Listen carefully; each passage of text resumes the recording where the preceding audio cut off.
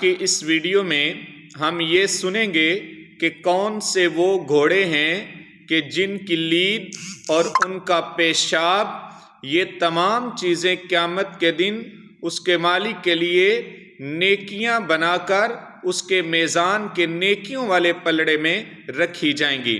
اور یہ تمام باتیں ہم اللہ کے پاک نبی کی احادیث میں سے سنیں گے۔ آپ سے گزارش ہے کہ آپ ویڈیو کو لائک اور شیئر کر دیجیے گا۔ تو چلیے پاک نبی کی احادیث سنتے ہیں۔ اس سے پہلے قرآن کی ایک آیت اور اس کا ترجمہ۔ اللہ پاک نے فرمایا ہے سورہ انفال میں وَأَعِدُّوا لَهُم مَّا اسْتَطَعْتُم مِّن قُوَّةٍ وَمِن رِّبَاطِ الْخَيْلِ تُرْهِبُونَ بِهِ عَدُوَّ اللَّهِ وَعَدُوَّكُمْ۔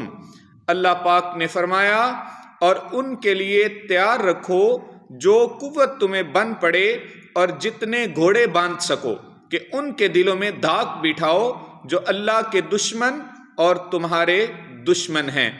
اب وہ حدیث سنتے ہیں کہ جس میں یہ بیان کیا گیا کہ کون سے وہ گھوڑے ہیں جن کی لید اور پیشاب وغیرہ قیامت کے دن نیکیاں بنا کے نیکیوں کے پلڑے میں رکھا جائے گا۔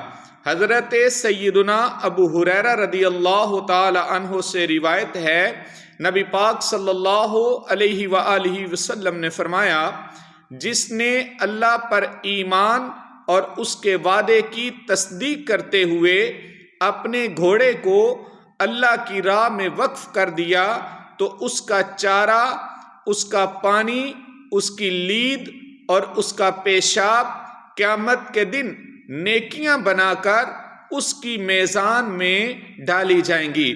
اور یہ حدیث صحیح بخاری کتاب الجہاد میں 2853 نمبر موجود ہے۔ اسی طرح کی حدیث صحیح مسلم میں حضرت سیدنا ابو ہریرہ رضی اللہ تعالی عنہ ہی سے روایت ہے، آپ نے فرمایا کہ گھوڑے 3 قسم کے ہیں۔ نبی پاک صلی اللہ علیہ وسلم نے فرمایا کہ گھوڑے 3 قسم کے ہیں۔ پہلا وہ جو آدمی کے لیے بوجھ ہے، دوسرا وہ جو آدمی کے لیے ڈھال ہے، تیسرا وہ جو آدمی کے لیے ثواب ہے۔ پہلی قسم وہ گھوڑا جو بوجھ ہے تو یہ وہ ہے کہ جو کسی نے دکھاوے، فخر یا مسلمانوں سے دشمنی کے لیے باندھ رکھا ہو تو یہ گھوڑے اس کے لیے بوجھ ہیں۔